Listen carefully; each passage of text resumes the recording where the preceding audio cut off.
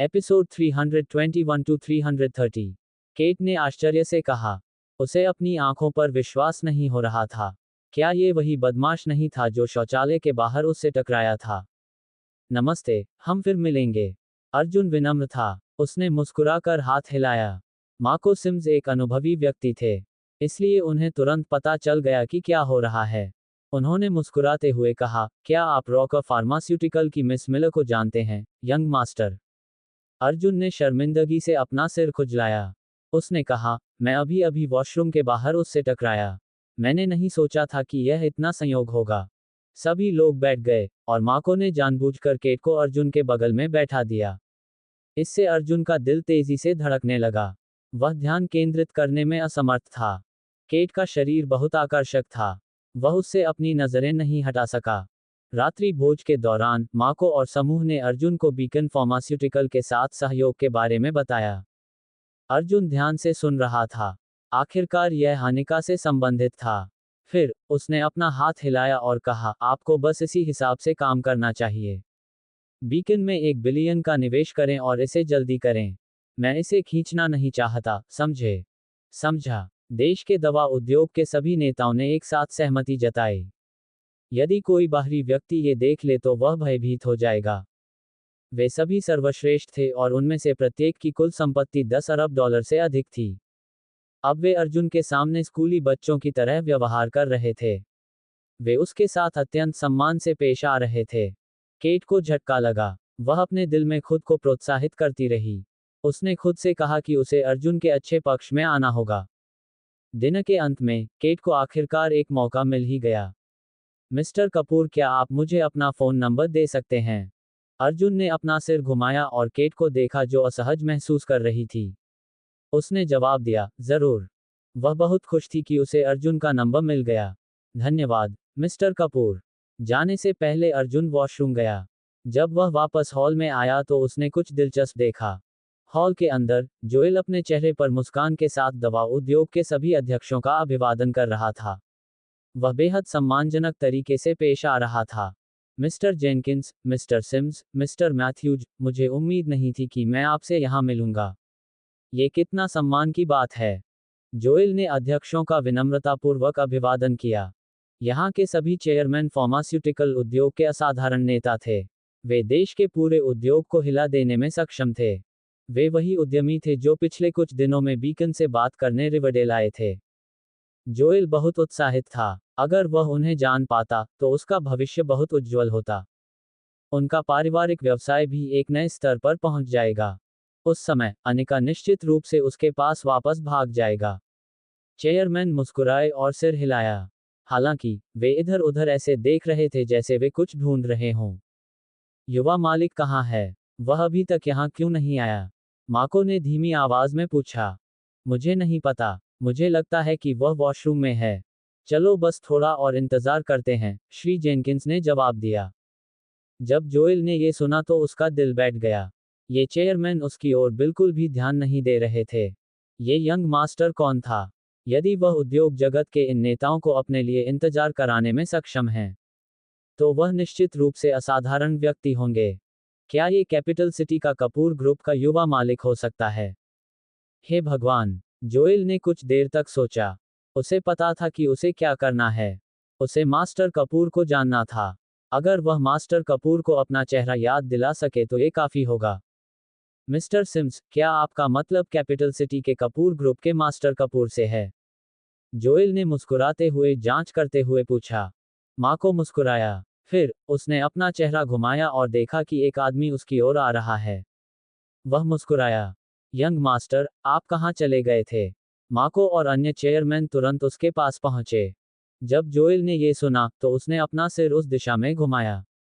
फिर वह बहुत हैरान रह गया। अर्जुन? बिल्कुल नहीं। असंभव। हालांकि ये सब वास्तव में उसकी आंखों के सामने हो रहा था। मार्को और उद्योग के अन्य नेता सम्मानपूर्वक उसके चारों ओर एकत्रित हुए। उन्होंने मुस्कुराते हुए विनम्रतापूर्वक अभिवादन किया, यंग मास्टर। अर्जुन ने शांति से सिर हिलाया। उसने अपना सिर घुमाया और जोएल को देखा। मिस्टर हैरिस, मुझे विश्वास है कि जब से हम आखिरी बार मिले हैं, तब से आप अच्छे हैं। अर्जुन ने शांति से मुस्कुराया। उसकी मुस्कान में खामोशी का भाव था। जोएल पूरी तरह से दंग रह गया। उसे यकीन ही नहीं हो रहा था कि वह क्या देख रहा है। उसके इर्द गिर्द इतने सारे नेता थे और उनमें से प्रत्येक की कुल संपत्ति 10 अरब डॉलर से ज्यादा थी। वे इस बेकार आदमी के प्रति इतना सम्मान दिखा रहे थे। क्या यह मजाक था? मिस्टर सिम्स, क्या आपके पास गलत व्यक्ति है? वह एक जाना माना बेकार आदमी है। जोएल को इस बात पर यकीन नहीं हुआ। वह अर्जुन को घूर रहा था। माको का चेहरा उतर गया। उसने अपना सिर घुमाया और जोएल पर गुस्सा हुआ। उसने ठंडे स्वर में कहा, जोएल हैरिस, तुम क्या कह रहे हो? क्या तुम यंग मास्टर कपूर का अपमान करने के भी योग्य हो? अब चुप हो जाओ। खटखट। जोएल घबरा गया। उसने तुरंत अपना सिर नीचे किया और झुक गया। उसने माफी मांगी, मिस्टर सिम्स, आपने मुझे गलत समझा है। मेरा यह मतलब नहीं था। यह आदमी, उसका नाम अर्जुन कपूर है और वह कोई यंग मास्टर नहीं है। वह सिर्फ एक बेकार आदमी है जो महिलाओं पर निर्भर है। क्या आप सब उसके द्वारा मूर्ख बनाए जा रहे हैं?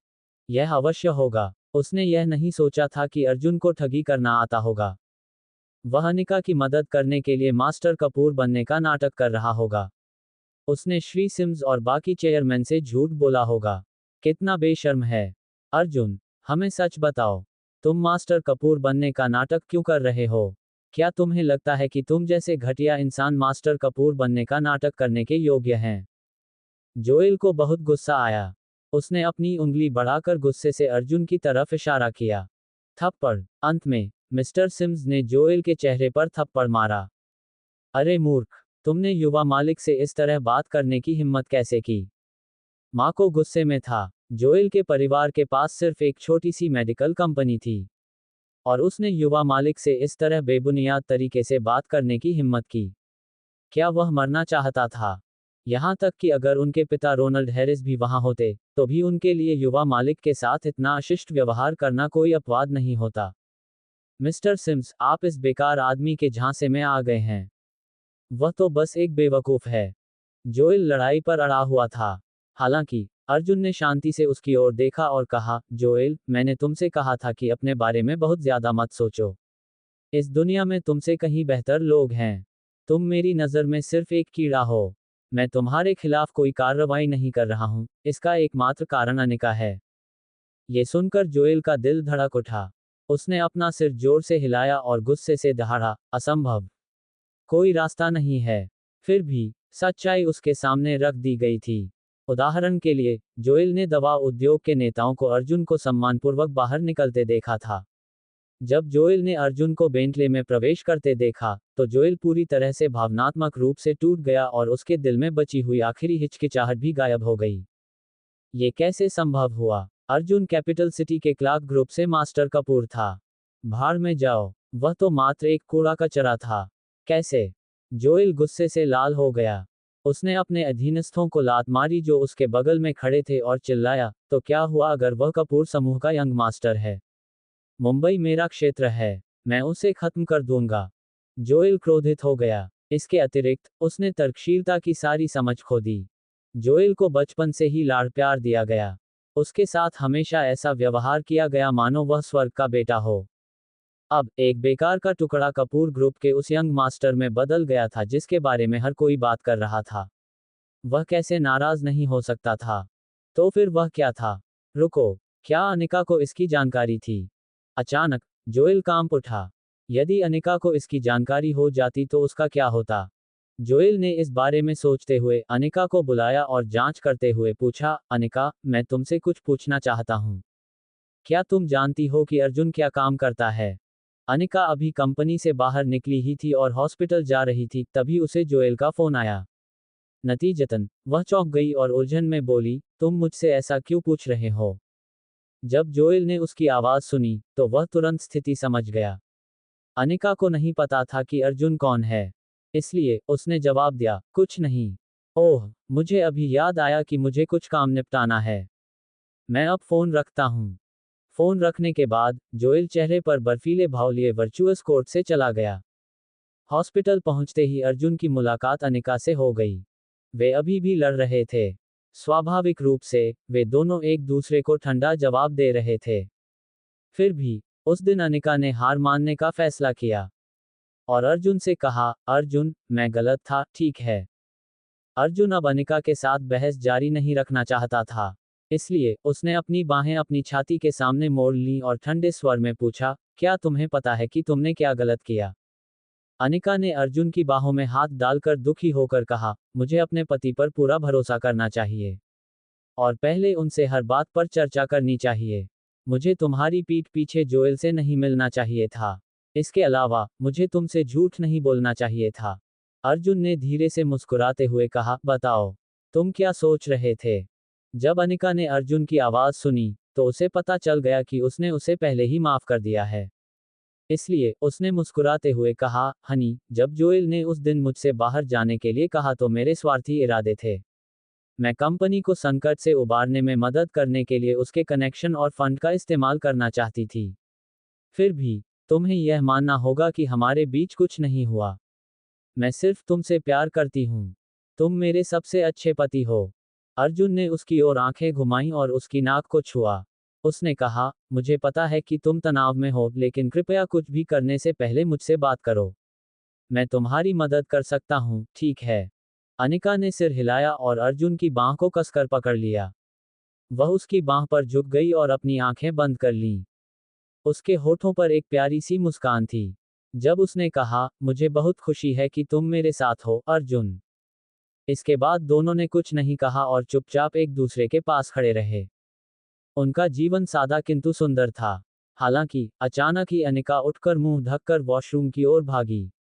कुछ ही देर बाद उसे फिर से उल्टी करते हुए सुना जा सकता था। अर्जुन ने चिंता से अपनी भौहें सिकोड़ लीं।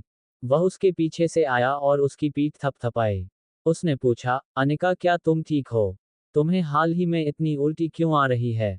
अनिका ने अपना सिर हिलाया और ठंडे पानी से अपना चेहरा धोया। उसने कहा, सब ठीक है। मुझे लगता है कि मैं बस तनाव में हूं और ठीक से खाना नहीं खा रही हूं।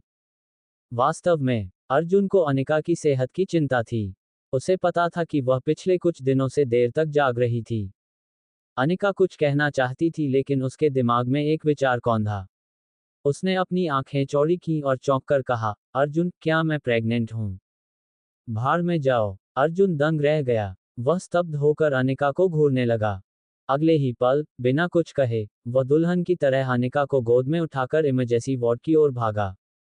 डॉक्टर, जल्दी करो और मेरी पत्नी को देखो। स्त्री रोग। अनिका घबराई हुई सी बैठी थी।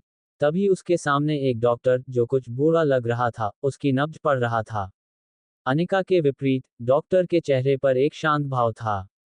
अर्जुन बेचैनी से अनिका के पास खड़ा था और उसके कंधों पर हाथ रखे हुए था। वह बहुत घबराया हुआ था। उस समय बहुत देर हो चुकी थी और हॉस्पिटल में कोई भी नहीं था। शिफ्ट में केवल कुछ ही डॉक्टर थे। कैसे हुआ, डॉक्टर? क्या मेरी पत्नी प्रेग्नेंट है? अर्जुन ने घबराकर पूछा। डॉक्टर ने अपना हाथ हटा लिया और अनिका की तरफ दयालुता से मुस्कुराया। बधाई हो, तुम प्रेग्नेंट हो। प्रेग्नेंट? अनिका प्रेग्नेंट थी। अनिका और अर्जुन ने एक दूसरे की तरफ देखा। अनिका खुशी के आंसू रोने लगी और उसने अर्जुन को गले लगा लिया। उसने कहा, अर्जुन, हमारे पास एक और बच्चा है। तुम फिर से पिता बनने वाले हो। अर्जुन स्तब्ध रह गया। फिर भी, वह अपने होश में आया और प्यार से अनिका को गले लगाया। वह मुस्कुराया, हम एक और बच्चा पैदा करने जा रहे हैं। अहाना का अब या तो भाई है या बहन। बहुत बहुत धन्यवाद, डॉक्टर। अर्जुन ने अनिका को छोड़ दिया और डॉक्टर के हाथ पकड़ लिए। अर्जुन के चेहरे पर एक बड़ी मुस्कान थी और उसने डॉक्टर को बहुत बहुत धन्यवाद दिया। बूढ़े डॉक्टर ने यही दृश्य कई बार देखा था। वह बस मुस्कुराया और दयालुता से बोला, बेटा, अपनी पत्नी का अच्छे से ख्याल रखना। मैंने देखा है कि तुम्हारी पत्नी थोड़ी कमजोर हो गई है। अब से उसे ज्यादा थकने मत देना। अर्जुन ने तुरंत जवाब में सिर हिलाया और फिर अनिका को अस्पताल के कमरे में वापस ले जाने में मदद की, जैसे कोई हिजड़ा अपनी महारानी की सेवा कर रहा हो। दोनों ने देखा कि अहाना अपने बिस्तर पर गहरी नींद में सो रही थी। अर्जुन ने अनिका का हाथ कसकर पकड़ रखा था। उसके मन में जो भी संदेह था वह सब तुरंत गायब हो गया। अनिका प्रेग्नेंट थी। वह बहुत खुश था। अर्जुन, क्या तुम्हें लगता है कि यह छोटा भाई है या छोटी बहन? अनिका भी खुश थी। वह अर्जुन के पास झुकी और अपना सिर उठाकर उसकी तरफ देखने लगी। मुझे इस बात की परवाह नहीं है कि यह छोटा भाई होगा या छोटी बहन। आखिरकार बच्चा अभी भी मेरा है, अर्जुन ने धीरे से कहा। अर्जुन और अनिका उस रात भर आनंदित रहे। अगली सुबह अर्जुन ने अनिका को अल्ट्रासाउंड करवाने के लिए हॉस्पिटल ले गए। अंततः पुष्टि हो गई कि वह वास्तव में प्रेग्नेंट थी। फिर उन्होंने माया जी और चार्ल्स को ये खबर बताई। माँ, मैं प्रेग्नेंट हूँ, अनिका ने मुस्कुराते हुए कहा। फोन के दूसरी तरफ माया जी घर पर थी। वह अभी भी अपनी बेटी को जोएल के पास भेजने की कोशिश कर रही थी। जब माया जी को पता चला कि अनिका प्रेग्नेंट है, तो वह चौंक गई। वह सोफे से उछल पड़ी और चिल्लाई, क्या? अनिका, तुम प्रेग्नेंट हो? चार्ल्स बालकनी पर अपने पक्षियों के साथ खेल रहा था। जब उसने अपनी पत्नी को आश्चर्य से चिल्लाते हुए सुना, तो वह चेहरे पर बड़ी मुस्कान लिए दौड़ा और पूछा, अनिका प्रेग्नेंट है? माया जी का चेहरा उदास था और वह चार्ल्स को घूर रही थी। उसने अनिका से खबर सुनने के बाद फोन रख दिया था। उसने पूछा, क्यों? क्या तुम खुश हो कि अनिका प्रेग्नेंट है? मैं क्यों नहीं हो सकता? लड़का होगा या लड़की? चार्ल्स उलझन में था। उसे समझ नहीं आया कि माया जी का क्या मतलब था। माया जी गुस्से में बैठ गई और अपनी छाती के सामने हाथ जोड़ लिए। ये स्पष्ट था कि वह परेशान थी। उसने कहा, चाली, अब जब अनिका प्रेग्नेंट है, तो वह बेकार के अर्जुन से तलाक नहीं ले सकती।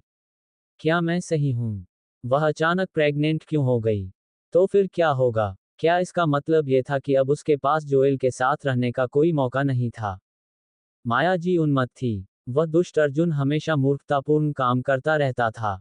चार्ल्स चौंक गया। उसने असहाय होकर कहा, अब तुम क्या करना चाहते हो? क्या यह अच्छा नहीं है? अब जब अनिका प्रेग्नेंट है तो कुछ भी करने की कोशिश मत करो।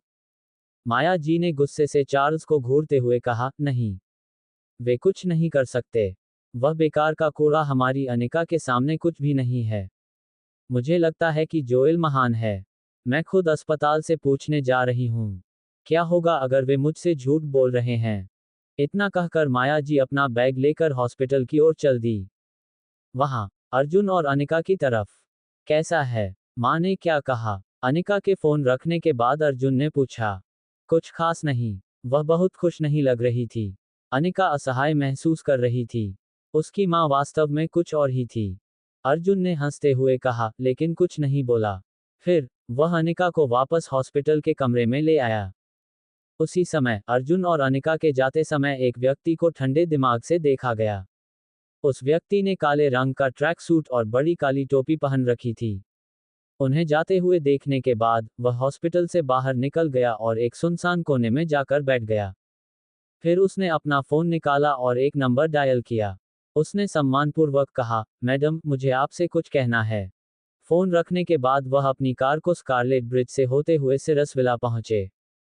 गायत्री जी भारी सुरक्षा वाले सिरस विला के अंदर अपने पौधों की देखभाल कर रही थी। उससे 5 मीटर दूर खड़े आदमी ने विनम्रतापूर्वक कहा, मैडम, मिस अनिका प्रेग्नेंट हैं। गायत्री जी ने जो कुछ भी कर रही थी, उसे रोक दिया और वह बहुत ठंडी हो गई। उसने पलटकर उस आदमी को देखा। ठंडे स्वर में उसने कहा, प्रेग्नेंट? कब? गायत्री जी ने भौहें सिकोड़ी और उसके आसपास की हवा ठंडी हो गई, मानो वह बर्फ की रानी हो। वह अपने आसपास के लोगों के प्रति एक डर का भाव दिखाने लगी, जो दिखाई नहीं दे रहा था। आज सुबह, आदमी ने सिर झुकाकर जवाब दिया। गायत्री जी ने अपनी बाहें छाती के सामने मोड़ लीं। इसके बाद वह उत्सुकता से रिसेप्शन मंडप में इधर उधर घूमने लगी। अपने लोगों से कहो कि उस निकम्मे को मेरे पास वापस ले आएं। गायत्री जी ने ठंडे स्वर में कहा। उसकी आंखों में क्रोध की ज्वालाएं जलती देखी जा सकती थीं। उसकी हिम्मत कैसे हुई कि वह क्लार्क के खून और मांस से प्रेग्नेंट हो? कितनी हिम्मत है! अहाना, अर्जुन के लिए गायत्री जी का आखिरी सहारा थी। कोई रास्ता नहीं था कि वह अर्जुन को दूसरी बार छोड़ दे। जी, मैडम, उस आदमी ने सम्मानपूर्वक सिर हिलाया और रिसेप्शन मंडप से चला गया। अकेले, गायत्री जी रिसेप्शन मंडप में खड़ी होकर उस इमारत को देख रही थी जो पूरी तरह से कांच से बनी थी। इसके अलावा, ये जगह दुनिया भर से आए महंगे फूलों से भरी हुई थी। थोड़ी देर बाद, गायत्री जी ने फोन किया और कहा, पिताजी, मैंने जल्दी ही कार्रवाई करने का निर्णय लिया है। फोन के दूसरी तरफ से एक शांत, बूढ़ी आवाज सुनाई दी, गिगी, क्या हुआ? तुम चीजों को आगे क्यों बढ़ाना चाहती हो? गायत्री जी ने कहा, अर्जुन की पत्नी, अनिका, प्रेग्नेंट है। उसकी आवाज का लहजा विनम्र और सम्मानजनक था। गायत्री जी अपने पिता के प्रति बहुत आज्ञाकारी थी। ध्यान से। उस संक्षिप्त बात के बाद उस आदमी ने फोन रख दिया। हॉस्पिटल में वापस आकर अर्जुन अनिका को काम पर भेजने ही वाला था कि माया जी ने उसे रोक लिया, जो बिना एक क्षण भी गंवाए वहां पहुंच गई थी। भाड़ में जाओ, माया जी गुस्से में थी। उसने अर्जुन को धक्का देकर दूर कर दिया और अनिका को एक तरफ खींच लिया। अनिका ने असहाय महसूस किया और अर्जुन की ओर हाथ हिलाया, तथा माया जी के पीछे प्रतीक्षा क्षेत्र में चली गई। माँ, आप क्या कर रही हैं? क्या हुआ? अनिका को इस बात से घृणा थी कि उसकी माँ अर्जुन के साथ कैसा व्यवहार करती थी। माया जी ने अर्जुन की ओर देखा जो उनके पीछे नहीं आया था, और उसने जल्दी से अनिका से पूछा, अनिका, मुझे सच बताओ, क्या तुम सच में प्रेग्नेंट हो? अनिका मुस्कुराई। हाँ। ऐसा कहने के बाद अनिका ने अल्ट्रासाउंड से प्राप्त परिणाम निकाले। माया जी ने तुरंत उन्हें छीन लिया। जब उसने रिपोर्ट देखी तो वह दंग रह गई। अनिका सचमुच प्रेग्नेंट थी। ये कैसे संभव था? अपनी बेटी की शादी एक अमीर परिवार में करने का उसका सपना कैसे यूं ही टूट गया? अनिका, मेरी बात सुनो। बच्चा गिरा दो। तुम इस बच्चे को जन्म नहीं दे सकती। माया जी बहुत घबरा गई थी। उन्होंने अनिका को बैठाया और धैर्यपूर्वक उसे अच्छी सलाह देकर मनाने की कोशिश की। जब अनिका ने माया जी की बातें सुनी तो उसकी आंखें चौड़ी हो गईं। उसे यकीन नहीं हो रहा था कि उसकी अपनी माँ उससे ऐसी बातें कह रही है। माँ, आप किस बारे में बात कर रही हैं? अनिका गुस्से में थी और उसने माया जी को घूर कर देखा। वह पूरी तरह हैरान थी। उसकी माँ ऐसी कैसे हो गई? माया जी को इस बात की कोई परवाह नहीं थी। उसने कहा, क्या तुम पागल हो गए हो? तुम उस कूड़े के ढेर के साथ हाना को भी नहीं पाल सकते और अब तुम एक और बच्चा पैदा करने जा रहे हो। तुम इस दूसरे बच्चे को पालने के लिए पैसे कहाँ से जुटाओगे? क्या होगा अगर बच्चा फिर से बीमार पैदा हुआ? इसके अलावा, तुम अभी काम में बहुत व्यस्त हो। तुम बच्चे की देखभाल के लिए समय कहाँ से निकालोगे? क्या तुम चेयरमैन के रूप में अपना पद छोड़ने जा रहे हो? मैं इस पद पर बने रहने के लिए सहमत नहीं हूँ। माया जी ने एक के बाद एक कई बातें कही और फिर आखिरकार रुकते हुए उसने अनिका से कहा, मैं आज तुम्हें मौत का आदेश देने जा रही हूँ। तुम्हें बच्चे का गर्भपात कराना होगा। तुम उसे जन्म नहीं दे सकते। अनिका हताश होकर लगभग रोने लगी। वह खड़ी हुई और गुस्से से अपना पैर जमीन पर पटकने लगी। उसने कहा, माँ, क्या आप इतनी नासमझी करना बंद कर सकती हैं? ये बच्चा मेरा और अर्जुन का है। मुझे इस तरह की बात खुद तय करने का अधिकार है। माया जी उछल पड़ी और उसने अनिका के चेहरे पर जोरदार तमाचा मारा। वह चिल्लाई, चुप रहो। तुम इस बच्चे को जन्म नहीं दे सकते। अगर तुमने इस बच्चे को जन्म देने की हिम्मत की तो मैं तुम्हें अस्वीकार कर दूंगी। मैं तुम्हें अभी बता रही हूँ। मैंने तुम्हें पाला है, इसलिए तुम्हें ये करना होगा। मेरी बात सुनो। मैं अब तुम्हें सच बताने जा रही हूँ। मुझे जोएल बहुत पसंद है और वह अकेला ऐसा व्यक्ति है जो मेरा दामाद बनने के योग्य है। या तो तुम अबार्शन कराओ और अर्जुन को तलाक दो, या फिर बाहर निकल जाओ। माया जी ने गुस्से से कहा। वह गुस्से में थी। उसकी बेवकूफ बेटी को बात समझ में क्यों नहीं आई? माँ, आप हमेशा अर्जुन को नीची नज़र से क्यों देखती हैं? उसमें ऐसी क्या बुराई है? इसके अलावा, मेरे और जोएल के बीच कुछ भी नहीं है। मुझे मजबूर करना बंद करो। अनिका ने चिल्लाते हुए अपना चेहरा ढक लिया।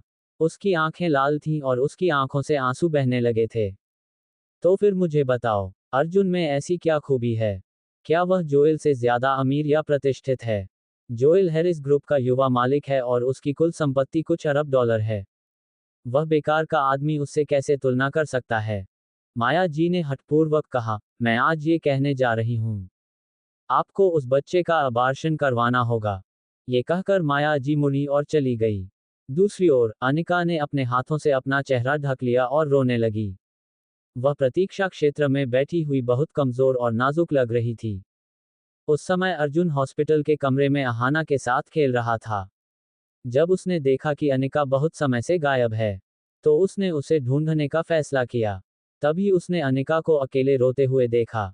अनिका, क्या हुआ? अर्जुन का दिल टूट गया। अनिका ने अपने आंसू पोंछे और मुस्कुराने की कोशिश की। उसने कहा, कोई बात नहीं। मैं काम पर जा रही हूँ। इतना कहकर अनिका उठकर चला गया। अर्जुन ने अनिका की पीठ देखी और भौहें सिकोड़ लीं। इस बार माया जी ने अनिका के साथ क्या किया था? इस बीच हॉस्पिटल से छुट्टी मिलने के बाद माया जी घर वापस चली गई। और एक जोड़ी धूप का चश्मा और एक फेस मास्क लेकर फिर से बाहर निकल गई। एक गली में पारंपरिक चीनी दवा बेचने वाली दुकान में माया जी दुकान में दाखिल हुई और चारों ओर देखने के बाद दुकानदार से बोली, क्या आपके पास ऐसी कोई चीज है जिसका उपयोग अबार्शन के लिए किया जा सके? दुकानदार एक मोटा अधेड़ उम्र का आदमी था। उसने देखा कि सिर से पैर तक ढकी हुई औरत उसकी दुकान में दाखिल हुई। बच्चा गिराने के लिए कुछ? ऐसी बात तो गैरकानूनी थी।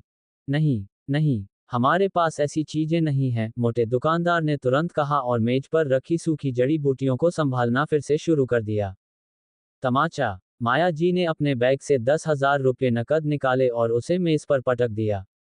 उसने ठंडे स्वर में पूछा, तुम्हारे पास है या नहीं? मोटे दुकानदार ने पैसे पर नजर डाली और भौहें सिकोड़ लीं। उसने अपने सामने खड़ी महिला की ओर देखा और जोर देकर कहा, नहीं, हमें बहुत दिनों से ऐसी चीज नहीं मिली है। अपने पैसे वापस ले लो। माया जी को उस पर यकीन नहीं हुआ, इसलिए उसने अपने बैग से 20,000 और निकाले और उसे टेबल पर पटक दिया। उसने पूछा, अबार्शन करने के लिए कुछ तुम्हारे पास है या नहीं? सच कहूं तो जब माया जी ने नकदी का अतिरिक्त ढेर निकाला तो उसे ऐसा महसूस हुआ जैसे उसके दिल पर कोई चोट लगी हो। फिर भी अनिका को मैडम हैरिस बनाने के लिए तथा ये सुनिश्चित करने के लिए कि भविष्य में उसका जीवन अच्छा रहे, वह इतनी दूर तक जाने के लिए तैयार थी। अगर उसकी मूर्ख बेटी उसकी बात सुनने से इनकार कर देती तो वह मामले को अपने हाथ में ले लेती। दुकानदार दंग रह गया। उसने चमकीले लाल नोटों को देखा और उसके मन में बुरे बुरे ख्याल आने लगे। इसके बाद दुकानदार काउंटर से दूर चला गया, दरवाजा बंद किया और पर्दे खींच दिए। फिर उसने पैसे लिए और मुस्कुराते हुए कहा, मैडम कृपया 1 मिनट रुकिए। इतना कहकर दुकानदार आंगन में चला गया और कुछ देर तक इधर उधर देखने के बाद दवा की एक पोटली निकालकर मेज पर रख दी। उसने पूछा, ये किसके लिए है मैडम? माया जी ने मोटे दुकानदार को ठंडे अंदाज में देखा और कहा, इससे तुम्हारा कोई लेना देना नहीं है। इसे कैसे खाया जाए? इससे माँ को कोई नुकसान तो नहीं होगा, है ना? मोटे दुकानदार ने कहा, मैडम ईमानदारी से कहूं तो गर्भपात की दवा अच्छी नहीं है और यह निश्चित रूप से माँ के शरीर को कुछ तरीकों से नुकसान पहुंचाएगी। हालांकि आप माँ के शरीर को फिर से स्वस्थ करने के लिए कुछ दवाएं खरीद सकती हैं। मैं अभी जाकर आपके लिए दवाएं लाता हूँ।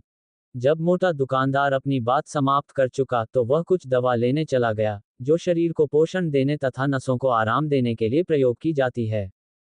माया जी ने लगभग 40,000 रुपये खर्च किए और फिर खुशी खुशी दुकान से बाहर निकल गई। माया जी की तरह जो व्यक्ति धन से प्रेम करता था उसके लिए 40,000 रुपये उसके अपने रक्त और मांस के बराबर थे।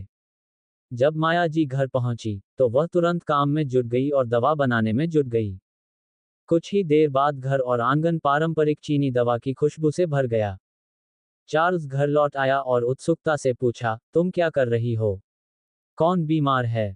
माया जी को बहुत ग्लानि महसूस हुई। आखिरकार इसमें कोई संदेह नहीं था कि ऐसा कुछ करने के लिए उसे नरक जाना पड़ेगा। फिर भी उसने कहा, अनिका प्रेग्नेंट है ना? मैं बच्चे के लिए कुछ दवा बना रही हूँ। चार्ल्स मुस्कुराए और बोले, कितना बढ़िया। तुम आज सुबह कह रही थी कि तुम्हें बच्चा नहीं चाहिए और तुम अब ऐसा कर रही हो। ओह, तुम्हारी जबान बहुत तीखी होगी लेकिन तुम्हारा मतलब अच्छा है। मुझे लगता है कि अर्जुन और अनिका साथ में बहुत अच्छे हैं। भविष्य में हमारे दामाद को डांटना बंद करो। आखिरकार वह परिवार है। इस समय माया जी को बहुत दोषी महसूस हुआ। फिर भी उसने कुछ भी कहने की जहमत नहीं उठाए और जवाब में केवल हंसी। हाँ, हाँ, जाओ अपना काम करो। दवा खत्म होने के बाद मैं अनिका को भेज दूंगी। चार्ल्स ने कुछ और नहीं कहा और केवल एक गाना गुनगुनाते हुए अपने कमरे में वापस चला गया। उसी समय एपेक्स ग्रुप के चेयरमैन कार्यालय में अर्जुन को जॉर्ज से बात करते हुए सुना जा सकता था। बूढ़े जॉर्ज, बहुत अच्छी खबर है, अनिका प्रेग्नेंट है। अर्जुन बहुत खुश था। वह एक पैर दूसरे पर रखकर बैठा था और खुशी से मुस्कुरा रहा था। जब जॉर्ज ने ये सुना तो वह इतना उत्साहित हो गया कि रोने लगा। उसने कहा, यंग मास्टर, क्या यंग मैडम वाकई प्रेग्नेंट हैं? अर्जुन ने सिर हिलाया और फिर धीरे से कहा, हाँ, हमने आज सुबह इसकी पुष्टि कर दी है। ठीक है, ये तो बढ़िया है। अगर बूढ़े मालिक को इसके बारे में पता चलेगा तो वह बहुत खुश होंगे। अब 2 बच्चे हैं। जॉर्ज ने अपनी नम आंखें पोंछीं।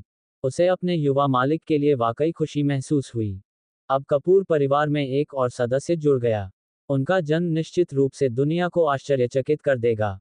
युवा स्वामी, आप क्या करने की योजना बना रहे हैं? जॉर्ज ने पूछा। अर्जुन ने कुछ देर सोचने के बाद कहा, जब अनिका इस बच्चे को जन्म देगी, तो मैं उन्हें घर ले जाऊंगा। शायद अब समय आ गया है कि मैं उन्हें अपनी असली पहचान बता दूं। अर्जुन ने इस बारे में बहुत लंबे समय तक सोचा था। उस सुबह जो हुआ, उसने उसे बहुत प्रभावित किया। उसकी सास हमेशा उसे नीची नज़र से देखती थी। इसलिए, वह अपनी पहचान का इस्तेमाल करके उसे बताता था कि जिस दामाद को वह पिछले 3 सालों से कूड़ा कहती आ रही थी, वह असल में कौन है। ठीक है, मेरे पिता कैसे हैं? अर्जुन ने पूछा। जॉर्ज ने अपना सिर हिलाया और आह भरी। युवा मालिक, क्या आप वाकई अब वापस नहीं आना चाहते? बूढ़े मालिक को आपकी बहुत याद आती है। इसके अलावा, घर पर बहुत सी बातें हुई हैं। आपको वाकई वापस जाकर स्थिति को संभालने की जरूरत है। बूढ़ा मालिक अब और नहीं टिक सकता। जॉर्ज चिंतित था। बूढ़ा मालिक कमजोर होता जा रहा था। अर्जुन को वापस लौटना था और परिवार की संपत्ति और प्रचुर धन संपत्ति को विरासत में लेना था। कपूर परिवार गायत्री जी के हाथों में नहीं आ सका। अर्जुन की आंखें गहरी हो गईं और उसने सिर हिलाया। उसने कहा, मैं समझ गया। जल्द ही। अर्जुन भी वापस जाना चाहता था। हालांकि, उसे अभी भी इंतजार करना पड़ा क्योंकि उसका गायत्री जी के साथ अनुबंध था। उसे अगले कुछ दिनों तक धैर्य रखना था। नहीं तो वह सब कुछ खो देगा। ठीक है, अगर और कुछ नहीं हुआ तो मैं चला जाऊंगा, अर्जुन ने कहा। जैसे ही अर्जुन जाने वाला था, जॉर्ज ने उत्सुकता से पूछा, युवा स्वामी, आप मिस सिन्हा के साथ क्या करने की योजना बना रहे हैं? उसका जन्मदिन आ रहा है और वह यहाँ एक पार्टी आयोजित करने की योजना बना रही है। उसने कुछ अमीर और प्रसिद्ध लोगों को आमंत्रित किया है। उनमें से कुछ तो राजधानी शहर से भी आए हैं। अर्जुन का चेहरा उतर गया। क्या काव्या अपने जन्मदिन पर ऐसा दृश्य बनाना चाहती थी? उस चीज के बारे में क्या जो उसने उससे वादा किया था? वह क्या करने की योजना बना रही थी? मैं इसे निपटाने का कोई रास्ता निकालूंगा। मेरे लिए कोई उपहार तैयार करो। अर्जुन ने चेयरमैन के कार्यालय से बाहर निकलते हुए कहा। जैसे ही वह एपेक्स ग्रुप से बाहर निकला, भूमिगत प्रवेश द्वार पर उसकी मुलाकात योलांडा से हुई। वह लो कट टॉप के साथ एक लोमड़ी की तरह कपड़े पहने हुए थी। इसके अलावा, उसकी खुशबू बहुत तेज थी, क्योंकि उसने तेज परफ्यूम लगाया हुआ था। जब वह चलती थी, तो उसका नितंब जो कि चुलबुला था, एक तरफ से दूसरी तरफ हिलता था। अरे, क्या तुम अंधे हो? योलांडा का सिर अर्जुन से टकराया और वह गुस्से से चिल्लाने लगी। अर्जुन, तुम यहाँ क्यों हो, तुम व्यभिचारी? योलांडा ने अपना सिर उठाया। जैसे ही वह कुछ और चिल्लाने वाली थी, उसने देखा कि यह अर्जुन था जो उसके सामने खड़ा था। तुरंत, उसके चेहरे पर एक दुष्ट मुस्कान आ गई। अर्जुन ने भौहें सिकोड़ी और ठंडे स्वर में कहा, क्या तुम्हें ठीक से बोलना नहीं आता? योलांडा ने उसके बालों से खेलते हुए उसे चिढ़ाते हुए कहा, क्या हुआ? तुम्हारी पत्नी अनिका अनैतिक काम कर रही है और तुम अभी भी मूर्ख बने हुए हो। अर्जुन कितना बेकार मूर्ख था। उसकी पत्नी उसे धोखा दे रही थी, और फिर भी उसमें वहां जाने की हिम्मत थी। क्या उसे पता नहीं था कि वह कहाँ है? शीर्ष समूह। शहर की नंबर 1 कंपनी का टावर। योलांडा, अपना मुंह संभालो। अर्जुन अच्छे मूड में था, हालांकि, अब वह परेशान होने लगा था। योलांडा को हमेशा कुछ नहीं से कुछ बनाना पसंद था। फिर भी, योलांडा हैरान रह गई, क्योंकि उसने उम्मीद नहीं की थी कि अर्जुन जैसे मूर्ख व्यक्ति से उसे इस तरह का जवाब मिलेगा। थप्पड़। योलांडा ने बिना किसी कारण बताए गुस्से में अर्जुन के चेहरे पर तमाचा जड़ दिया। फिर, उसने उसकी नाक की ओर इशारा किया और चिल्लाई, अर्जुन, तुम खुद को क्या समझते हो? तुमने मुझसे इस तरह बात करने की हिम्मत कैसे की? क्या तुम्हें लगता है कि मैं तुम्हें मारने के लिए किसी को ढूंढूंगी? अर्जुन दंग रह गया। उसे उम्मीद नहीं थी कि योलांडा उसे थप्पड़ मारेगी। ये सब बहुत अचानक हुआ। योलांडा ली, तुम अपनी कब्र खुद खोद रही हो। अर्जुन पागल था। वह माया जी के थप्पड़ खाने को बर्दाश्त कर सकता था। हालांकि, योलांडा उसे क्या समझती थी? वह वही व्यक्ति था जिसने पहले रेस्तरां में $6 मिलियन का बिल चुकाने में उसकी मदद की थी। ये कुतिया। धप। योलांडा ने देखा कि अर्जुन गुस्सा होने लगा है, इसलिए उसने उसे लात मारी। वह गुस्से से चिल्लाई, लानत है तुझ पर। तू इतना परेशान क्यों हो रहा है? मैं तेरी तरफ ध्यान भी नहीं देना चाहती। अपने घर वापस जा। पत्नी, तुम व्यभिचारी हो। ऐसा कहने के बाद योलांडा वहां से चली गई और उसकी एड़ियां जमीन पर टकराने लगीं। वह तेजी से भागते हुए अपने नितंबों को हिला रही थी। अर्जुन को अपने चेहरे पर तेज दर्द महसूस हुआ और उसने अपना पेट पकड़ लिया। योलांडा बहुत ही क्रूर थी। दूसरी तरफ माया जी ने दवा तैयार कर ली थी, इसलिए उसने जल्दी से अनिका को फोन किया। अनिका, तुम कहाँ हो? माया जी ने हंसते हुए पूछा। अनिका अभी अभी काम से छुट्टी लेकर आया था और हॉस्पिटल जाने वाला था। वह अभी भी उस सुबह हुई घटना को लेकर गुस्से में थी, इसलिए उसने उत्तेजित स्वर में कहा, मैं हॉस्पिटल जा रही हूँ। क्या बात है, माँ? अगर बात आज सुबह हुई घटना की है, तो मैं इस बारे में बात नहीं करना चाहती। माया जी ऐसा कैसे होने दे सकती थी? माया जी ने हंसते हुए तुरंत कहा, नहीं, मैं भी हॉस्पिटल जा रही हूँ। मेरा इंतजार करो। फोन रखने के बाद अनिका को कुछ समझ नहीं आया, और वह मासूम सी लग रही थी। उसे नहीं पता था कि उसकी माँ फिर क्या करने की कोशिश कर रही थी। अनिका हॉस्पिटल पहुंचे और कुछ देर तक अहाना के साथ रहे। कुछ ही देर बाद माया जी हाथ में थमस लेकर वहां पहुंची। माया जी ने अनिका की चापलूसी करते हुए चेहरे पर मुस्कान लाते हुए कहा, अनिका, यहाँ। मुझे पता है कि मैंने आज सुबह कुछ गलत बातें कही हैं, इसलिए मैंने तुम्हारे और बच्चे के लिए कुछ पारंपरिक चीनी दवा बनाई है। मैंने इसे खास तौर पर तुम्हारे लिए बनाया है। इसे अभी पी लो। इतना कहकर माया जी ने थमस का ढक्कन हटाया। उसके अंदर काले तरल पदार्थ की गंध बहुत तेज थी। अनिका को ऐसी चीजें पीना कभी पसंद नहीं था जब वह छोटी थी, इसलिए उसने अपनी नाक चुटकी से दबाई और कहा, माँ, इसे हटा दो। मुझे यह नहीं चाहिए। ये बदबूदार है। माया जी अपना मौका कैसे जाने दे सकती थी, इसलिए उन्होंने गंभीरता से कहा, तुम्हें क्या पता? इसे पी लो। मैंने इसे अपने दिल और आत्मा से बनाया है। क्या हुआ? क्या तुम अब भी मुझसे नाराज हो? माया जी अब स्पष्ट रूप से गुस्से में थी। उसने कटोरा एक तरफ रख दिया और रोने का नाटक किया। अनिका, मैं ये सिर्फ तुम्हारे भले के लिए कर रही हूँ। तुम मेरे अच्छे इरादों को क्यों नहीं समझ सकती?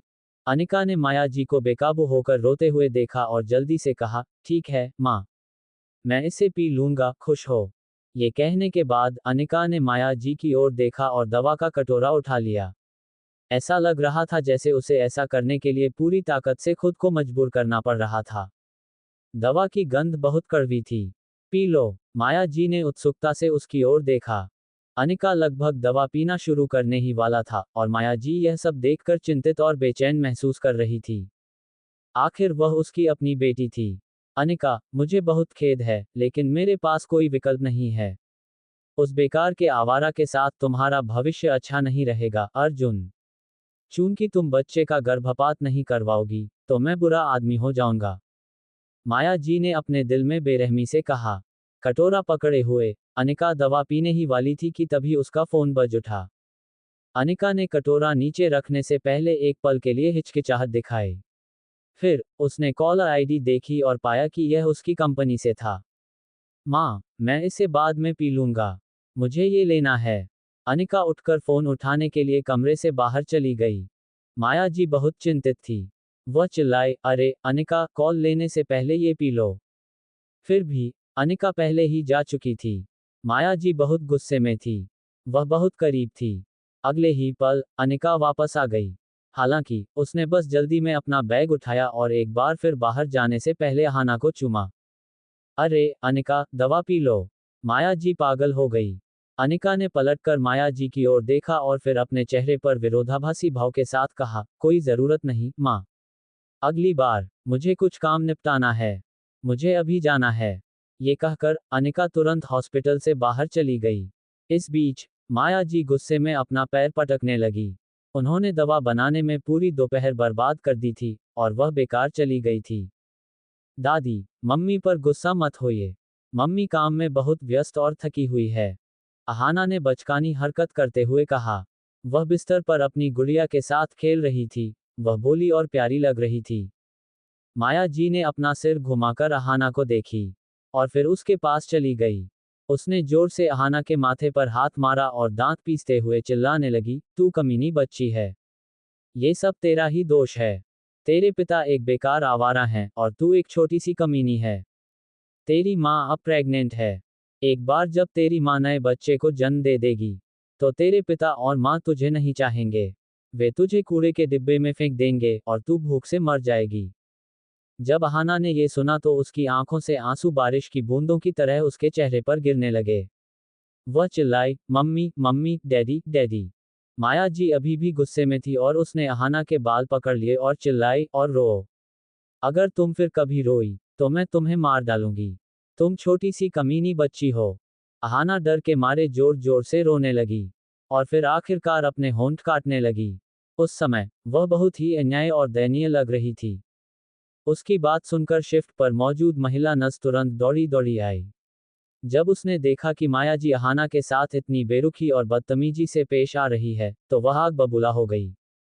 तुम कौन हो? तुम्हें बच्चे को परेशान करने की इजाजत किसने दी? नज एक लंबी और दुबली महिला थी।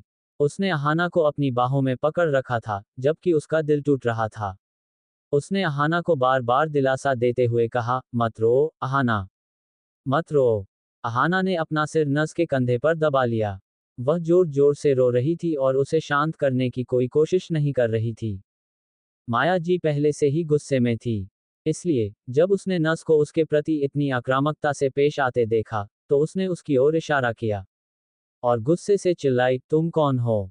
क्या तुम्हें बोलने का भी अधिकार है? तुम सिर्फ बच्चे की नस हो। तुमने मुझसे इस तरह बात करने की हिम्मत कैसे की? जब नज ने देखा कि माया जी पलटवार कर रही है, तो उसने गुस्से से कहा, तुमने बच्चे पर चिल्लाया, इसलिए तुम दोषी हो। तुम कौन हो? अगर तुम अभी नहीं गई तो मैं सुरक्षा कर्मियों को बुला लूंगी। माया जी ने उपहास किया। अब तुम मुझे आदेश देने के लिए एक मुर्गे के पंख का बहाना बना रहे हो, है ना? तुम सिर्फ एक नज हो जिसे मेरी बेटी ने काम पर रखा है। तुम मुझसे इस तरह बात करने की हिम्मत कैसे कर सकती हो? क्या तुम मेरी बात पर यकीन करती हो जब मैं कहती हूँ कि मैं उससे कहूंगी कि वह तुम्हें नौकरी से निकाल दे? जब नज ने ये सुना तो वह हैरान रह गई। उसकी बेटी? आप? नज ने जांच करते हुए पूछा। मैं उसकी दादी हूँ। क्यों? डरी हुई। अब मुझसे माफी मांगो। अगर नहीं, तो मैं अपनी बेटी से कहूंगी कि वह तुम्हें नौकरी से निकाल दे। माया जी ने अपनी छाती के सामने अपनी बाहें क्रॉस की और अपनी ठुड्डी को ऊपर उठाया। उसका सिर बाएं और दाएं हिलने लगा और वह बेहद घमंडी और अनुचित लग रही थी। न स्पष्ट रूप से एक गरीब परिवार की बच्ची थी, फिर भी उसके पास उसे आदेश देने की हिम्मत थी। वह तो मरने के लिए कह रही थी। हालांकि नज और भी अधिक क्रोधित हो गई। क्या उसके सामने खड़ी वह मतलबी, तर्कहीन, परेशान करने वाली, अधेड़ उम्र की महिला अहाना की दादी थी? क्या मजाक! इतनी बुरी दादी कैसे हो सकती है? इसमें कोई आश्चर्य नहीं कि उसने उसे पहले कभी बच्चे से मिलते नहीं देखा था। और हमेशा मिस्टर अर्जुन और मिस अनिका ही बारी बारी से उससे मिलने आते थे। अब एनी फोस्टर को पता था कि क्यों मिस्टर अर्जुन और मिस अनिका ऐसी माँ और सास के साथ कैसे अच्छा जीवन जी पाएंगे। माफ करें, लेकिन मैं माफी नहीं मांगूंगी। दूसरी ओर, आपको ही बच्चे से माफी मांगनी चाहिए। चूंकि आप अहाना की दादी हैं और आपने ऐसी भयानक बातें कही हैं। आपने अहाना को बहुत दुख पहुंचाया है। एनी ने हार मानने से इनकार कर दिया। वह अपनी बात पर अड़ी रही। वह माया जी से नहीं डरती थी। स्वाभाविक रूप से, उनके तर्क ने हॉस्पिटल में मौजूद कई मरीजों और उनसे मिलने आए परिवारों का ध्यान आकर्षित किया। वे सब ये देखने के लिए इकट्ठे हो गए कि क्या हो रहा है। हर कोई उंगली उठाते और ऊंची आवाज में चर्चा करते देखा जा सकता था। ओह, ये तो बच्चे की दादी होगी। कितनी धूर्त! मेरा दिल टूट गया है। वह महिला बच्चे को इस तरह कैसे डांट सकती है? मैंने सुना कि उसने अभी क्या कहा। ये भयानक था। मुझे याद है कि उस छोटी लड़की के माता पिता अच्छे लोग थे जो बहुत मिलनसार थे। ये कैसे संभव है कि उनकी माँ इतनी दुष्ट हो? तुरंत ही माया जी को ऐसा महसूस हुआ जैसे उसका अपमान किया गया हो। वह गुस्से में थी क्योंकि हर कोई उस पर उंगली उठा रहा था और उसे दोषी ठहरा रहा था। नतीजतन, माया जी नर्स के पास गई और उसके चेहरे पर थप्पड़ मारा। वह चिल्लाई, तुम खुद को क्या समझती हो? क्या तुम हमारे पारिवारिक मामलों में दखल देने के योग्य भी हो? तुम सिर्फ एक नर्स हो जिसे मेरी बेटी और दामाद ने काम पर रखा है। अपने आप पर बहुत गर्व महसूस मत करो और दूसरों के काम में दखल मत दो। अगर नहीं, तो मैं तुम्हें थप्पड़ मार दूंगी, समझे? एनी स्तब्ध रह गई। थप्पड़ से उसका चेहरा लाल होने लगा था। माया जी बुराई से परे थी। फिर भी एनी ने यह सहन कर लिया क्योंकि अहाना उसकी बाहों में थी। मैंने आपके दामाद और बेटी के पैसे जरूर लिए हैं, लेकिन इसका आपसे कोई लेना देना नहीं है।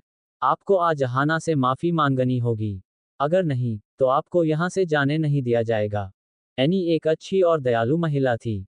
निस्संदेह, वह माया जी जैसी महिला को बर्दाश्त नहीं कर सकती थी। माया जी एक ऐसी स्त्री थी जिसका हृदय सांपों और बिच्छुओं से बना था। ये पहली बार था जब एनी ने किसी को अपनी पोती के साथ इस तरह का व्यवहार करते देखा था। सभी की आलोचना से माया जी क्रोधित हो गई। उसने एनी को घूर कर देखा और उसे एक बार फिर थप्पड़ मारा।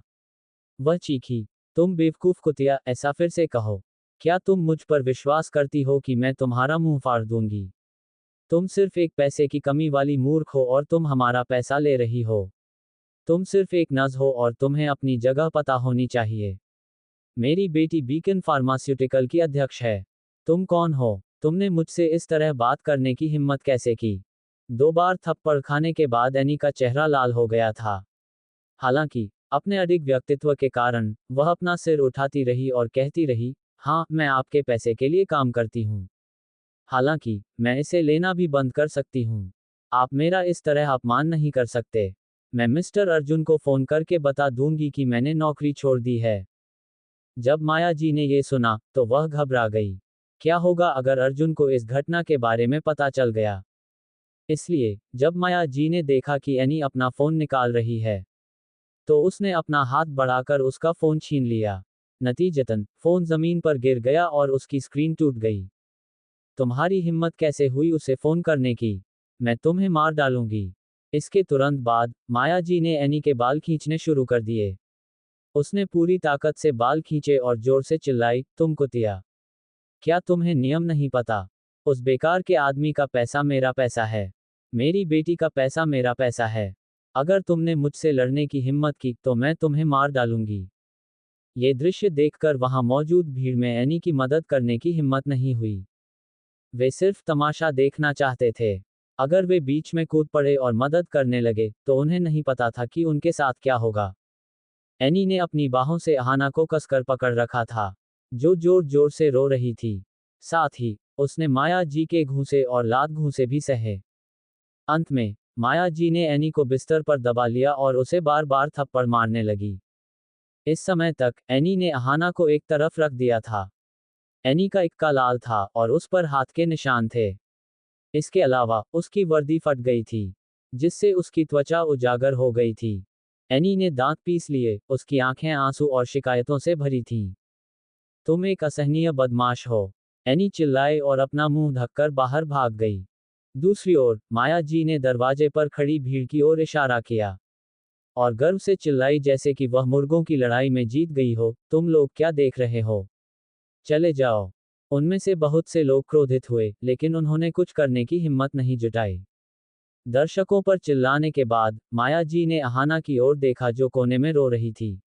उसने अहाना की ओर इशारा करते हुए उग्रता से कहा, मैं अगली बार तुम्हारा ख्याल रखूंगी। उसके बाद माया जी पलटकर चली गई। इस बीच एनी हॉस्पिटल से भागकर बगीचे में आ गई। उसने अपना चेहरा ढक लिया और जमीन पर बैठकर रोने लगी। उसे बहुत अन्याय महसूस हुआ। उसे पहले कभी इस तरह अपमानित नहीं किया गया था। वह गरीब थी लेकिन ईमानदार थी। माया जी की हिम्मत कैसे हुई उसे इस तरह अपमानित करने की? क्या हुआ, एनी? अचानक अर्जुन उसके पास आया। उसके हाथ में एक लंच बॉक्स और फलों का एक थैला था। जब एनी ने अर्जुन की आवाज सुनी तो वह मुड़ी और जल्दी से अपने आंसू पोंछे। मैं ठीक हूँ। एनी ने जबरदस्ती मुस्कुरा दिया। उसकी आंखें लाल थी जैसे कोई रोया हो। अर्जुन ने भौहें सिकोड़ते हुए कहा, तुम ठीक हो? तुम अभी बहुत रो रही थी। बताओ, तुम्हें किसने परेशान किया? मैं तुम्हारे लिए खड़ा होऊंगा। और कौन? वह तुम्हारी भयानक सास थी। एक नर्स वहां आए और अर्जुन को गुस्से से घूरते हुए बोली, उसने एनी पर हमला किया और अभी सबके सामने उसे इस तरह पेश किया। ओह शीला, कृपया ऐसी बातें कहना बंद करो। मिस्टर अर्जुन, उसकी बात मत सुनो। कुछ नहीं हुआ। एनी ने दूसरी नस की स्कर्ट पकड़ ली और आंखों से उसे इशारा किया। माया जी, आखिर क्या हुआ? अर्जुन ने भौहें सिकोड़ते हुए पूछा। दूसरी नस अब और बर्दाश्त नहीं कर सकी। जितना ज्यादा तुम नहीं चाहते कि मैं उसे बताऊं, उतना ज्यादा मैं चाहती हूं कि बताऊं। अर्जुन, मैं तुम्हें बता रही हूं, तुम्हारी सास एक राक्षस है। वह बस। जब अर्जुन ने दूसरी नस की बात सुनी तो उसके शरीर में क्रोध उमड़ आया। साथ ही उसका पूरा शरीर ठंडा पड़ गया। उसने एनी को पकड़ लिया और ठंडे स्वर में कहा, चलो, मैं तुम्हारे लिए खड़ा होऊंगा। एनी घबरा गई थी। इसलिए जब अर्जुन उसे घसीट रहा था तो उसने कहा, मिस्टर अर्जुन, सब ठीक है। मैं ठीक हूँ। आखिरकार वह आपकी सास है। अगर आप लोग मेरी वजह से लड़ेंगे तो मुझे बुरा लगेगा। दुखी होने के बावजूद एनी को अपनी जगह पता थी। माया जी आखिरकार मिस्टर अर्जुन की सास थी। अगर वे उसके कारण झगड़ते तो उसे बुरा लगता। वह एक गरीब परिवार की बच्ची थी। उसके माता पिता ने उससे कहा था कि उसे हर मुश्किल का सामना करना पड़ेगा और वह दूसरों से नहीं लड़ सकती। ये तो बताने की जरूरत ही नहीं कि अर्जुन हमेशा उसके साथ अच्छा व्यवहार करते थे। वह उन्हें कोई परेशानी नहीं देना चाहती थी। कोई बात नहीं, बस मेरी बात सुनो। भले ही वह मेरी सास है, लेकिन उसे इतना अनुचित व्यवहार करने की इजाजत नहीं दी जा सकती। अर्जुन ने एनी को सांत्वना दी। हालांकि पिछले 3 सालों से वह अनिका की वजह से माया जी को सहन कर रहा था, लेकिन वह इस मामले को ऐसे ही नहीं छोड़ सकता था। माया जी ने अपनी नासमझी में दूसरे लोगों को भी शामिल कर लिया था। अर्जुन उसे ऐसे कैसे रहने दे सकता था, जिससे वह अपना गुस्सैल स्वभाव और क्रूरता दिखा सके। कुछ ही देर बाद अर्जुन की मुलाकात माया जी से हुई, जो हॉस्पिटल से बाहर निकलने वाली थी। आश्चर्यजनक रूप से, जब उसने अपना बैग पकड़ा और अपने आसपास खड़े लोगों पर चिल्लाने लगी तो उसके चेहरे पर बड़ी मुस्कान थी। ऐसा लग रहा था जैसे यह अस्पताल उसकी अपनी है। तुम पैसे पैसे के अभाव में क्या देख रहे हो? क्यों? मेरी बेटी बीकन फार्मास्यूटिकल की अध्यक्ष है। तुम मुझे छू नहीं सकते। माया जी ने मरीजों के परिवार के सदस्यों की ओर इशारा किया और बुरी तरह चिल्लाई। ऐसा लग रहा था जैसे उसकी हरकतें जायज थीं क्योंकि वह सबसे जोर से चिल्ला रही थी। माया जी चिल्लाने के बाद वापस जाने के लिए मुड़ी, लेकिन तभी उसने देखा कि अर्जुन और एनी उसकी ओर आ रहे हैं। पलक झपकते ही माया जी और भी ज्यादा क्रोधित हो गई। वह दौड़कर आए, एनी की ओर इशारा किया जो अर्जुन के पीछे थी, और चिल्लाई, तुम छोटी कुतिया, तुम्हारी हिम्मत कैसे हुई वापस आने की? मैं तुम्हें मार डालूंगी। ये कहकर माया जी ने एनी को थप्पड़ मारने के लिए अपना हाथ उठाया। फिर भी एनी डर के मारे अर्जुन के पीछे छिप गई। उसकी आंखें नम थीं और उसने अपना सिर नीचे किया और चिल्लाया, तुम कौन होते हो मुझे थप्पड़ मारने वाले? ओह, अब तुम गुस्सैल हो गए हो, है ना? क्या तुम्हें लगता है कि मैं तुम्हें नहीं मारूंगा क्योंकि तुम्हारे साथ यह बेकार आदमी है? वह मेरे घर में बिल्कुल बेकार है। उसे भी मेरी बात माननी होगी। माया जी ने अर्जुन की नाक की ओर इशारा किया और धौंस दिखाते हुए चिल्लाई। वह अपने दामाद का बिल्कुल भी सम्मान नहीं करती थी। अर्जुन जो एनी के सामने खड़ा था, उन्होंने माया जी का थप्पड़ पकड़ लिया और गंभीर चेहरे के साथ कहा, माया जी चुप रहो। अर्जुन, क्या तुम पागल हो? क्या तुम मुझसे ऐसे बात करते हो? चले जाओ।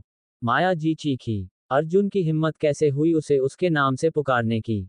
वह तो स्कूल से भाग रहा था। वह अपने आप को क्या समझता था? वह तो शर्मा परिवार का बेकार दामाद मात्र था।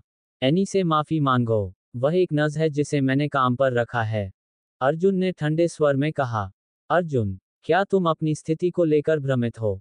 तुमने जिस नस को रखा है, उसका क्या मतलब है? मैं घर की मुखिया हूं। तुम तो बस दामाद हो। क्या तुम मुझसे बात करने के भी योग्य हो? क्या तुम पिटाई चाहते हो? माया जी ने अशिष्टता से कहा और उसे थप्पड़ मारने के लिए अपना हाथ उठाया। ये तो बहुत अचानक हुआ। उसका निकम्मा दामाद उसके खिलाफ विद्रोह कर रहा था। वह उसे सबके सामने थप्पड़ मारती ताकि उसे पता चल जाए कि बॉस कौन है। थप्पड़। जब अर्जुन ने देखा कि माया जी उसे थप्पड़ मारने वाली है, तो उसने खुद को नहीं टाला। दूसरी ओर एनी अर्जुन के पीछे से भागी और उसने उसके लिए थप्पड़ खा लिया। परिणामस्वरूप एक जोरदार धमाका हुआ जो पूरे अस्पताल के गलियारे में गूंज उठा। एनी ने अपने चेहरे और गालों को पकड़ लिया जो लाल हो चुके थे।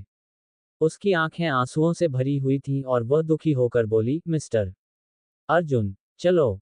अर्जुन का चेहरा उतर गया और उसके दिल में गुस्सा उमड़ आया। माया जी कितनी नासमझ थी। वह बहुत बदकिस्मत था कि उसे ऐसी सास मिली। ऐसा लग रहा था जैसे उसने 8 पीढ़ियों का दुर्भाग्य इकट्ठा कर लिया था और उसका खामियाजा भुगत रहा था। अर्जुन को माया जी को उस दिन जो कुछ हुआ था, उसके लिए एनी से माफी मांगने के लिए मजबूर करना पड़ा। अंदर ही अंदर माया जी हंस रही थी। उसने अपनी भौहें सिकुड़ी और बड़बड़ाना शुरू कर दिया। क्या अर्जुन और एनी के बीच अवैध संबंध थे? नहीं, उसे इसके बारे में अनिका को बताना ही था। दोनों की पीठ पीछे मिलीभगत थी। इस समय भीड़ ने माया जी को जोर जोर से डांटना शुरू कर दिया। वह औरत बहुत दबंग है। अगर मैं उसकी जगह होता तो मैं उसे मार डालता। अरे, मैं ये देखकर बहुत पागल हो गया हूँ। बच्चे, डरो मत। तुम्हें हमारा पूरा समर्थन है। तुम्हारी सास बहुत दुष्ट है। जब माया जी ने सुना कि हर कोई उसके बारे में बात कर रहा है, तो उसके चेहरे पर भाव बदल गए और उसे वहां से चले जाने की इच्छा हुई। चले जाओ, क्या तुम इंसानों की भाषा नहीं समझते? माया जी ने एक बार फिर अपना हाथ उठाया।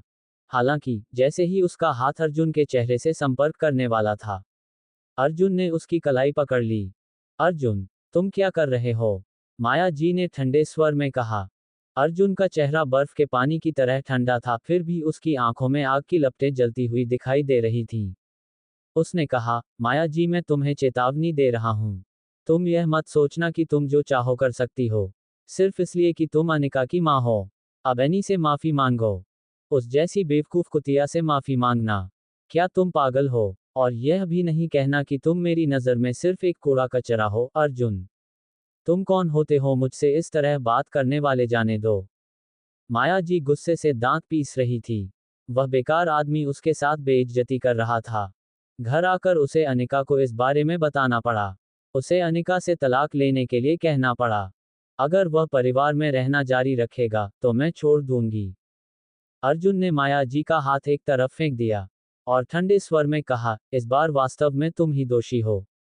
एनी वह नर्स है जिसे मैंने काम पर रखा था, और तुमने उसे बिना किसी कारण के मारा।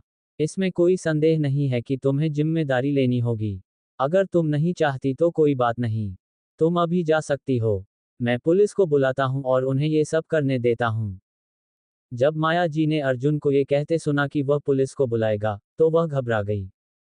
तुम मेरा अंत करने जा रहे हो। तुम निर्बल कायर, तुमने मुझे धमकी देने की हिम्मत कैसे की?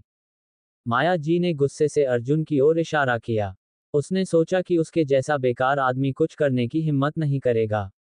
उसने उम्मीद नहीं की थी कि वह इतना अड़ियल होगा। अगर उसने पुलिस को बुलाया तो उसे भी नुकसान होगा। क्षमा मांगना असंभव। माया जी गुस्से में चिल्लाने लगी और बेवजह चिल्लाने लगी, मैं माफी क्यों मांगूं? तुम उससे क्यों नहीं पूछते कि उसे क्यों मारा गया? मैं उस छोटी सी कुतिया को मार डालूंगी। तो फिर बताओ मुझे। अर्जुन ने माया जी को ठंडे भाव से देखा। वह उसकी मनगढ़ंत कहानियां सुनने के लिए तैयार था। उसने हॉस्पिटल के कमरे में मेरा अपमान किया। उसने मुझे बूढ़ी डायन कहा। इसके अलावा मैंने उसे अहाना को मारते और उसके बाल खींचते देखा। वह अहाना को गाली दे रही थी। क्या तुम्हें नहीं लगता कि मुझे उसे सबक सिखाना चाहिए था? माया जी क्रोधित हो गई। उसने मौके पर ही कहानियां गढ़नी शुरू कर दी, और उसने अपने किए हर काम के लिए एनी को दोषी ठहराया। इसके अलावा उसने एनी की ओर इशारा किया और जोर से चिल्लाया, तुमने जो नज़ रखी है वह एक दुष्ट महिला है। अगर मैं उसे नहीं मारूंगी तो मैं अपनी बेटी का सामना कैसे करूंगी? मैं अपनी पोती का सामना कैसे करूंगी? इसके बाद माया जी जमीन पर बैठ गई और हंगामा करने लगी। दूसरी ओर एनी को घबराहट के कारण बहुत पसीना आने लगा था। उसने अपना सिर हिलाया और अपनी आंखों में शिकायत के आंसू भरकर समझाने की कोशिश की, मैंने नहीं किया। मैंने नहीं किया, मिस्टर अर्जुन, वह झूठ बोल रही है। यह उसका था। मेरा क्या? माया जी अपने पैरों पर कूद पड़ी और एनी की ओर इशारा करते हुए धमकी दी, ये तुम ही थे। और फिर भी तुम बकवास करने और बकवास करने की हिम्मत कर रहे हो। मैं तुम्हें मार डालूंगी। अर्जुन ने माया जी को रोका और चिल्लाया, चुप रहो। ये सुनकर माया जी का दिल डर से धड़कने लगा। एक पल के लिए उसे लगा कि अर्जुन बहुत डरावना है। इस प्रकार दोषी महसूस करते हुए माया जी एक तरफ खड़ी हो गई। अर्जुन ने भौहें सिकोड़ी। उसने कुछ नहीं कहा और हॉस्पिटल के कमरे में घुस गया। वहां उसने देखा कि अहाना एक दूसरी नर्स के साथ बिस्तर पर लेटी हुई थी। पापा। जब बेचारी छोटी अहाना ने देखा कि अर्जुन वहां है तो उसने अपने पिता से गले मिलने के लिए अपनी बाहें फैला दी। उसे बहुत अन्याय महसूस हुआ। अहाना, अब सब ठीक है। मैं तुमसे पूछना चाहता हूँ, क्या अभी एनी या दादी ने तुम्हें मारा? अर्जुन ने अहाना को पकड़ लिया और धीमी आवाज में पूछा। अहाना की बड़ी बड़ी आंखें चमक उठीं और उनमें आंसू भर आए। वह बहुत डरी हुई थी। उसे डर था कि उसके पिता उसकी दादी से झगड़ा करेंगे, इसलिए उसने हकलाते हुए कहा, पिताजी, एनी और दादी ने मुझे नहीं मारा। मैंने गलती से किसी चीज से टक्कर मार दी। वह किसी चीज से टकरा गई। अर्जुन ने अहाना के चेहरे पर लाल हाथ के निशान को देखा और महसूस किया कि क्रोध की आग धीरे धीरे उसे घेरने लगी है। अहाना को ही थप्पड़ मारा गया था, लेकिन अर्जुन को दर्द हो रहा था। माया जी, तुम्हें अहाना को नहीं मारना चाहिए था। अहाना को नीचे लिटाने के बाद अर्जुन ने नर्स से उसकी देखभाल करने को कहा। फिर वह गुस्से और ठंडेपन के साथ मुड़ा और हॉस्पिटल के कमरे से बाहर निकल गया। इस समय तक अर्जुन वह रीढ़विहीन काय नहीं रह गया था, जो किसी को भी अपने ऊपर हावी होने देता था। उसकी आंखें रक्तिम थीं और उनमें असीम क्रोध भरा हुआ था। 3 साल। उसने 3 साल तक माया जी के गुस्से और बुरे व्यवहार को सहन किया था। दूसरी ओर, उसने कभी संयम नहीं रखा था, और अब तो उसकी हालत और भी बदतर हो गई है। कमरे से बाहर निकलकर अर्जुन भीड़ की तरफ चला गया।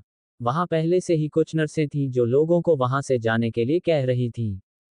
फिर भी माया जी अभी भी दूसरे पक्ष पर चिल्ला रही थी, तुम छोटी कुतिया, तुम्हें बकवास करने की अनुमति किसने दी?